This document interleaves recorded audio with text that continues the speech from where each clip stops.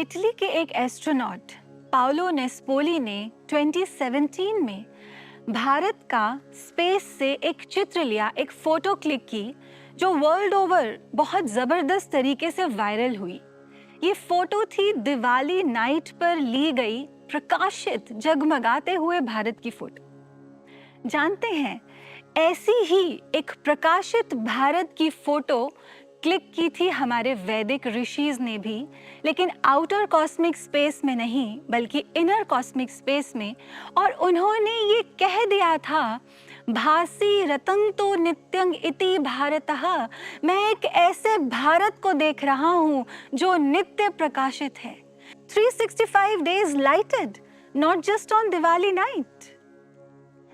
पद्म पुराण ये कहता है कि जिस समय श्री राम ने सृष्टि में राम राज्य की स्थापना की थी, उस समय भारत इसी नित्य प्रकाशित अवस्था में पहुंच चुका था और पूरे 11,000 सालों तक भारत इसी अवस्था में रहा। इसमें ऋषि क्लियरली कहते हैं, तमो युक्ताः क्षपा यत्र बहुलेषु न मानवः, माने समाज का बहुसंख्यक मनुष्य उस समय तमस अज्ञान से रहित हो चुका था। यहाँ एक प्रश्न उठता है, ये जो भारत ने उस समय नित्य प्रकाशित अवस्था को छुआ और 11,000 वर्षों तक ये अवस्था रही, was it a one day event? क्या ये अचानक से घट गया और उसके बाद इतने लंबे समय तक ये स्थायी रहा? नहीं, वास्तव में इसके पीछे श्री राम का एक बहुत बड़ा अभियान है और इसी अभियान का नाम है Ramayana, the march of Shri Ram. Shri Ram ने अपने इस अभियान की मिशन स्टेटमेंट स्वयं डिक्लेयर की थी, जो हम पढ़ते हैं अरण्य कांड में, निश्चर हीन करु मही भुज उठाए पन कीन, सकल मुनिन के आश्रम ही जाय जाय सुख दीन। मैं इस समस्त सृष्टि को निशाचरों से विहीन कर दूंगा और ऋषियों के आश्रमों में जा जाकर उन्हें सुख दूंगा, उनकी मदद करूंगा। Now look at this word निशाचर, निशा plus चर, the ones who are reveling in darkness. We are not talking about the outer darkness here. यहाँ अंदर की दुष्वृत्तियों की बात की जा रही है, हमारे विकारों की, वाइसेस की बात की जा रही है। श्री राम ने ये संकल्प लिया कि मैं सृष्टि को इस अज्ञान से रहित कर दूंगा। इस कार्य में श्री राम ने 14 वर्ष लिए और उसके बाद राम राज्य की स्थापना हुई। So this was a project on which Shri Ram worked over. ये जो श्री राम का प्रोजेक्ट मैनेजमेंट था, ये बहुत जबरदस्त तरीके का था। सबसे पहले श्री राम ने अपने प्रोजेक्ट की साइट को जाकर विजिट किया। जिस समय श्री राम गुरुकुल से लौटकर अयोध्या आए तो श्री राम ने अपनी एक इच्छा प्रकट की कि मैं विश्व भ्रमण पर जाना चाहता हूँ। महाराज दशरथ ने पूरे अरेंजमेंट्स किए, श्री राम पूरे विश्व का भ्रमण करने के लिए गए। माइंड दीज वर्ड्स, ये वो समय था त्रेता युग में जब रावण का आतंकवाद चरम सीमा पर था। पूरा विश्व रावण की अट्रॉसिटीज से दुखी था, पीड़ित था। भारत उस समय विश्व का आकर्षण केंद्र हुआ करता था। भारत की राजधानी अयोध्या थी और अयोध्या के इक्ष्वाकु वंश के राजा चक्रवर्ती सम्राट हुआ करते थे और ये बात रावण को बर्दाश्त नहीं थी। इसलिए रावण ने बड़े स्मार्ट वे में अपने निशाचरों को भारत के दक्षिण से लेकर भारत के उत्तर तक भिन्न भिन्न टेररिस्ट कैंप्स बनाकर प्लॉट किया हुआ था। आज के समय का जो तिरुचिरापल्ली है वो उस समय त्रिशिरापल्ली था, जहां रावण ने अपने मंत्री त्रिशिरा को बहुत से निशाचरों के साथ प्लॉट किया था। थोड़ा और ऊपर जाते हैं, आज के समय का जो कर्नाटक, तेलंगाना, उड़ीसा, छत्तीसगढ़, महाराष्ट्र, इसका एक मेजर चंक उस समय का दंडक वन हुआ करता था। रावण ने वहां अपने भाई खर और दूषण को 14,000 निशाचरों के साथ प्लॉट किया हुआ था। और ऊपर चलते हैं, वर्तमान भारत का जो उत्तर प्रदेश और बिहार है वो उस समय का ताड़क वन हुआ करता था, जहां रावण ने ताड़का सुबाहु मारीच के साथ अपने बहुत से निशाचरों को प्लॉट किया था। रावण के असुर वायलेंस और क्राइम तो करते ही, साथ ही सॉफ्ट टेररिज्म टूल्स का भी प्रयोग करते, ड्रग्स, वुमेन ट्रैफिकिंग, और इसकी वजह से समाज में एंटी सोशल एलिमेंट्स बढ़ते ही जा रहे थे। जब श्री राम ने पूरे अपनी इस साइट को विजिट किया तो श्री राम बड़े गंभीर हो गए और बड़े व्यथित हो गए। श्री राम ने अपनी समस्या को जाकर राज्यसभा के बीच में गुरु वशिष्ठ के चरणों में रखा और उनसे समाधान की अपेक्षा की। उस समय गुरु वशिष्ठ और श्री राम के मध्य में जो डायलॉग हुआ वो एक ग्रंथ के रूप में दर्ज है। इसका नाम है योग वशिष्ठ। इसे महारामायण भी कहते हैं। गुरु वशिष्ठ ने क्रक्स दिया। गुरु वशिष्ठ कहते हैं श्री राम से कि जितना भी समाज में ये अंधकार है, इसे नष्ट करने के लिए मात्र एक ही सूत्र है, वो है आत्मा का प्रकाश। गुरु वशिष्ठ ने श्री राम को उसी क्षण ब्रह्म ज्ञान प्रदान किया जिसके द्वारा आत्मा के प्रकाश का तत्क्षण यहाँ इस स्थान पर दर्शन होता है। श्री राम कह उठे प्रबुद्धो अस्मि, प्रशांतो अस्मि, निर्वाणो अस्मि। श्री राम उसी क्षण एनलाइटन हो गए थे। श्री राम ने जो ये ब्रह्म ज्ञान की विद्या को पाया, श्री राम एक अद्भुत लीला कर रहे हैं। वो भगवान हैं, लेकिन वो एक लॉ एस्टैब्लिश करना चाहते हैं कि जब जब आप मानव शरीर में इस धरा पर आते हैं तो एक ब्रह्म ज्ञानी गुरु के पास जाकर ब्रह्म ज्ञान लेना आवश्यक है, वरना आपके जीवन का अज्ञान तमस नष्ट नहीं हो सकता। श्री राम को अपने प्रोजेक्ट को इम्प्लीमेंट करने के लिए ये यूनिक टूल मिल गया और श्री राम बढ़ चले अपने प्रोजेक्ट की ओर।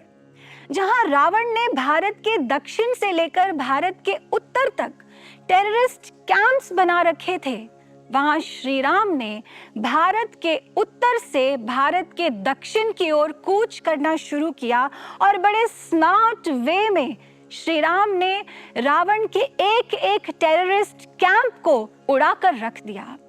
इसमें उन्होंने इंश्योर किया कि ऋषियों के आश्रमों को कोई हानि ना हो, वन्य प्रदेश को कोई हानि ना हो, वन्य प्रजातियों को कोई हानि ना हो। 4 फेजेस में आपके समक्ष रखूंगी। इसके बाद राम राज्य स्थापित हो गया था। पहला फेज जो श्री राम ने कंडक्ट किया ताड़क वन में। जिस समय विश्वामित्र जी के साथ श्री राम ताड़क वन में गए, विश्वामित्र जी ने उन्हें वो साइट दिखाई और उन्होंने कहा कि राम, यहाँ एक समय पर मलद और करुष नाम के प्रदेश हुआ करते थे, बहुत फ्लरिश सिटीज हुआ करती थी, लेकिन रावण के निशाचरों के आतंक के कारण लोग इसे छोड़ कर यहाँ से चले गए and this land is devastated now.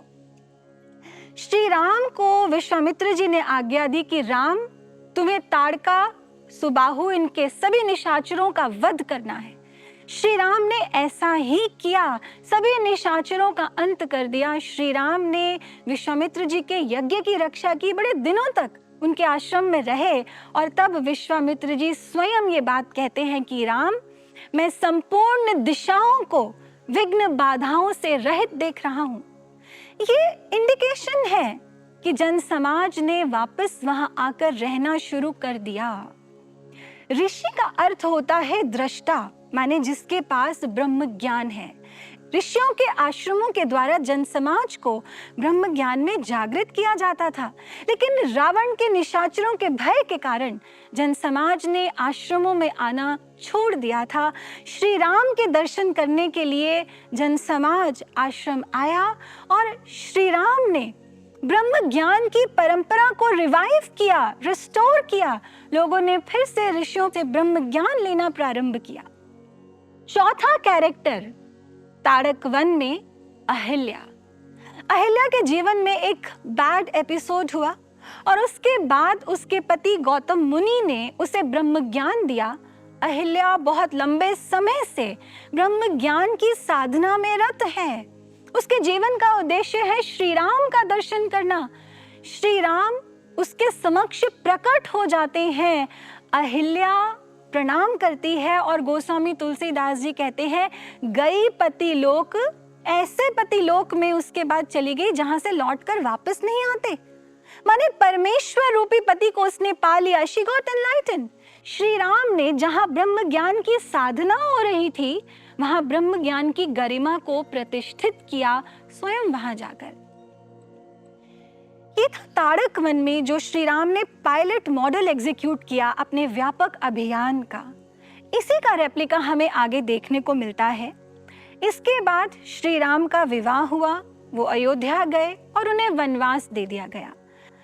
जब वनवास दिया गया तो अयोध्या में हमें क्या देखने को मिलता है? अयोध्या के लोग विरह में डूब गए। बाहर से देखें तो लगता है वो बड़े दुखी हैं, लेकिन आंतरिक अवस्था में उन्होंने बहुत उत्थान को पाया। महारामायण में यह स्पष्ट लिखा है कि जिस समय राम राज्य आ गया था तो अयोध्या के अधिकतर जन उस समय तक जीवन मुक्त हो चुके थे। जीवन मुक्त कोई तभी होता है जब उसने जीवन भर ब्रह्म ज्ञान की साधना की होती है। ऐसा क्या किया अयोध्या वासियों ने? रामचरितमानस स्पष्ट कहती है, जब श्री राम वनों में गए तो अयोध्या वासियों ने अपने जीवन को नियम अनुशासन में ढाल लिया। तजी तजी भूषण भोग सब, सारा मटेरियलिज्म त्याग दिया, भौतिकवाद त्याग दिया, ब्रह्म ज्ञान के दृढ़ साधक बन गए। श्री राम वनों में गए। I am coming to the second phase now, जो श्री राम ने चित्रकूट और दंडक वन में कंडक्ट की। ऋषियों के आश्रमों में जाकर वहां ब्रह्म ज्ञान की परंपरा को रिवाइव किया। ऋषि अत्रि, ऋषि वाल्मीकि, ऋषि शरभंग, ऋषि सुतीक्षण, इन सब के आश्रमों में गए। दूसरा, खर और दूषण का उनके 14,000 सैनिकों के संग वध कर दिया। और तीसरा आपके समक्ष मैं रखूंगी, जिस समय भरत चित्रकूट में यात्रा लेकर आते हैं श्री राम को वापस ले जाने के लिए, तो उनके साथ दशरथ जी के मंत्रिमंडल के बहुत से ऋषि आते हैं। उनमें एक जाबाली नाम के ऋषि थे। उनका श्री राम के साथ संवाद होता है जिसमें वो नास्तिक मत को रखते हैं। श्री राम मर्यादा पुरुषोत्तम हैं, मर्यादाओं को भंग नहीं करते, लोगों की बातों का खंडन नहीं करते। लेकिन उस समय श्री राम ने जाबाली के उस नास्तिक मत का खंडन किया और वाल्मीकि रामायण में ये हेडिंग लिखी है कि आस्तिक मत का स्थापन किया। जाबाली ऋषि स्वयं ये कहते हैं, पुनः आस्तिको भवं, मैं आस्तिक हो गया हूं। और वाल्मीकि रामायण में ही उत्तरकांड में ये आता है कि जब राम राज्य की स्थापना हुई तो जाबाली ऋषि तब भी उस मंत्रिमंडल में थे और बड़े आस्तिकता के साथ थे। माने श्री राम ने ऐसा अद्भुत ट्रांसफॉर्मेशन किया उनके जीवन में ब्रह्म ज्ञान की जिज्ञासा को उत्पन्न कर दिया। अब मैं आती हूँ थर्ड फेज पर, जो श्री राम ने कंडक्ट किया किष्किंधा में। किष्किंधा में बाली जो वहां का राजा था, वो बहुत ही व्यभिचारी व्यक्ति था, निशाचर था। श्री राम ने उसका वध कर दिया, उसे अपना निज धाम दिया। सुग्रीव और तारा, सुग्रीव बाली का भाई, तारा बाली की पत्नी, इन दोनों को श्री राम ने ब्रह्म ज्ञान दिया। रामचरितमानस में ये स्पष्ट लिखा है, उपजा ज्ञान। दोनों के भीतर श्री राम की कृपा से ज्ञान उपज गया। एक अद्भुत ट्रांसफॉर्मेशन आया। सुग्रीव जो बड़ा डरपोक और भीरू स्वभाव का था, वो सशक्त हो गया।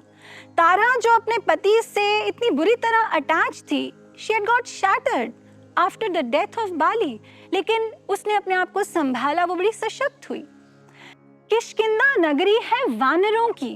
वानर एक वन्य प्रजाति है।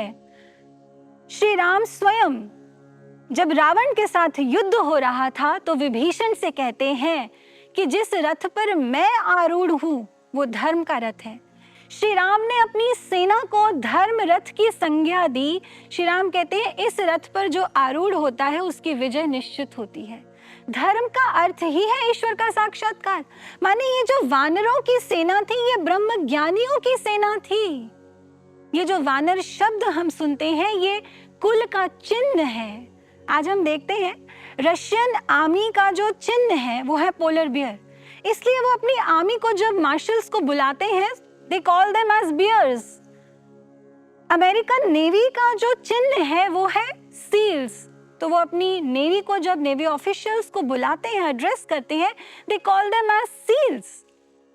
और शबरी का भी मैं नाम यहाँ ज़रूर लेना चाहूँगी। शबरी माता अपने आश्रम में बड़े लंबे समय से ब्रह्म ज्ञान की साधना कर रही थी।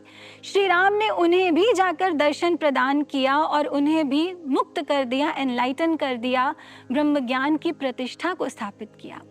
सो we come to the fourth phase now, जो श्री राम ने कंडक्ट की लंका में। लंका में श्री राम ने हनुमान को अपना दूत बनाकर भेजा और हनुमान ने लंकिनी को और विभीषण दोनों को ब्रह्म ज्ञान प्रदान किया। दोनों के भीतर बड़ा जबरदस्त परिवर्तन आया। लंकिनी जो निशाचरी थी, जो लंका की द्वारपालिका थी, उसका स्वभाव बदल गया। वो कहती है तात स्वर्ग अपवर्ग, आज मुझे स्वर्ग का सुख जो होता है उससे भी ज्यादा सुख मिला।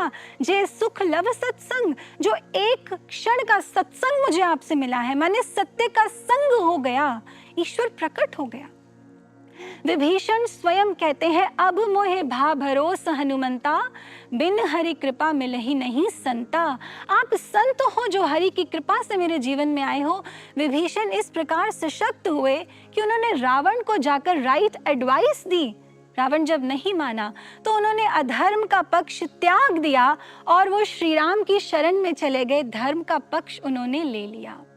इसके बाद श्री राम ने रावण का उसके कुल सहित विनाश कर दिया। इस तरह से श्री राम ने भारत को नित्य प्रकाशित अवस्था प्रदान की। और ये जो प्रकाश स्थापित हुआ, ये अध्यात्म का प्रकाश जिसका दीप श्री राम उत्तर भारत से जलाते हुए आ रहे हैं, ये पूरे विश्व में फैला। रामचरितमानस में गोस्वामी तुलसीदास जी कहते हैं भूमि सप्त सागर मेखला, एक भूप रघुपति कौशला। वो जो राम राज्य था वो पूरे विश्व के ओर से छोर तक फैल गया था। Brothers and sisters, now we come to the crux of this discourse, which is कि जो निशाचर वर्ड है ये केवल उस युग के लोगों के लिए नहीं था। Even today we have these निशाचर traits within us to some degree, to some extent. आज भी हमारे विश्व की जो परिस्थिति है वो ऐसी ही है। विश्व अंधकारमय है। कहीं वॉर्स हो रही हैं, कहीं हिंसा है, कहीं द्वेष है, टेररिज्म का बहुत व्यापक रूप है। लेकिन आज भी संभावना है भारत को नित्य प्रकाशित अवस्था में ले जाने की। और मुझे बहुत गौरव हो रहा है ये कहते हुए कि ये विलक्षण कार्य दिव्य ज्योति जागृति संस्थान के तत्वाधान में संभव हो रहा है हमारे दिव्य गुरु श्री आशुतोष महाराज जी के दिशा निर्देशन में। जन जन के भीतर ब्रह्म ज्ञान का दीपक जलाया जा रहा है और वो दिन दूर नहीं है जब भारत इस नित्य प्रकाशित अवस्था को प्राप्त करेगा और भारत का ये आध्यात्मिक तेज पूरे विश्व में फैलकर पूरे विश्व को अध्यात्म के तेज से आलोकित कर देगा। तो बोलिए सियावर रामचंद्र महाराज जी की जय, दिव्य गुरु श्री आशुतोष महाराज जी की जय, सत्य सनातन धर्म की जय।